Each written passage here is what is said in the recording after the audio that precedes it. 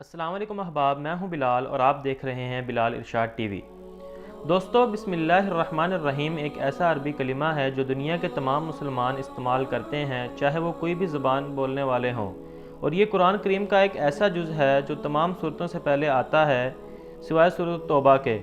लेकिन तरक्की करती इस दुनिया में कुछ लोग ऐसे भी हैं जो शॉर्टकट के तौर पर बिस्मिल्लाहिर्रहमानिर्रहीम को 786 लिखना पसंद करते हैं।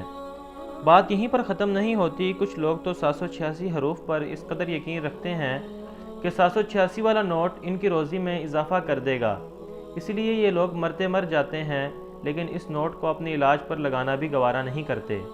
अब सवाल ये है कि क्या बिस्मिल्लाहिर्रहमानिर्रहीम को 786 कहा जा सकता है या नहीं, और क्या नबियों या सहाबियों ने 786 लफ्ज़ का इस्तेमाल किया है।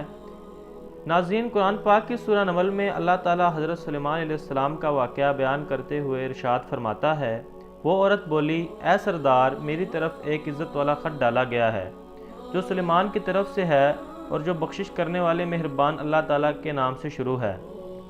दोस्तों, हमें इस आयत में ख़तूत व ख़ताबत के आदाब सिखाए गए हैं कि जब भी कोई ख़त लिखो तो इसे सुलेमान अलैहिस्सलाम की तरह बिस्मिल्लाह से शुरू करो, चाहे वो ख़त किसी काफिर को ही क्यों ना लिखा जा रहा हो।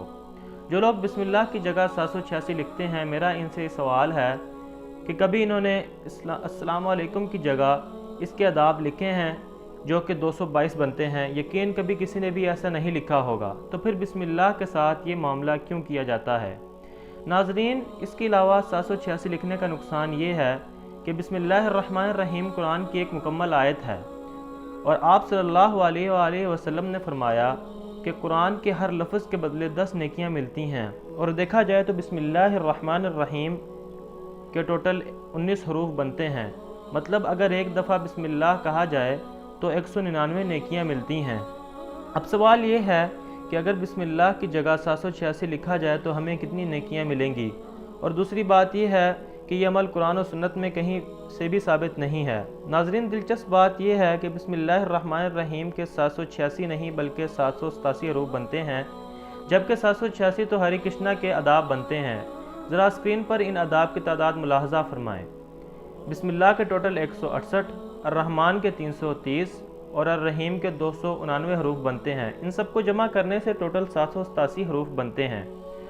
दोस्तों, आपने बिस्मिल्लाहिर्रहमानिर्रहीम के आदाब तो देख लिए जो 787 बनते हैं। अब ज़रा हरे कृष्णा और रोई कृष्णा के तादाद पर नज़र डालें। नाज़रीन, बिलफर्ज अगर मान भी लिया जाए बिस्मिल्लाहिर्रहमानिर्रहीम के आदाब 786 बनते हैं, जैसा कि बहुत से लोग इस पर अभी भी इसरार करेंगे, लेकिन 786 को हिंदू हरे कृष्णा और मुसलमान बिस्मिल्लाहिर्रहमानिर्रहीम पढ़ लेंगे। इस तरह और भी कई अल्फाज बनते हैं, जबकि बिस्मिल्लाहिर्रहमानिर्रहीम का और कोई मानी नहीं बनता। तो इससे ये मालूम होता है कि 786 लिखने से बहुत सी कबाहतें होती हैं। दोस्तों, मैं उम्मीद करता हूँ कि आपको मेरी ये वीडियो ज़रूर अच्छी लगी होगी। कल एक नई वीडियो के साथ दोबारा हाज़िर होऊंगा। ऐसी मज़ीद दिलचस्प वीडियो देखने के लिए इस चैनल को ज़रूर सब्सक्राइब करें, वीडियो को लाइक और शेयर भी करें। अपना बहुत ख्याल रखें। खुदा हाफिज़।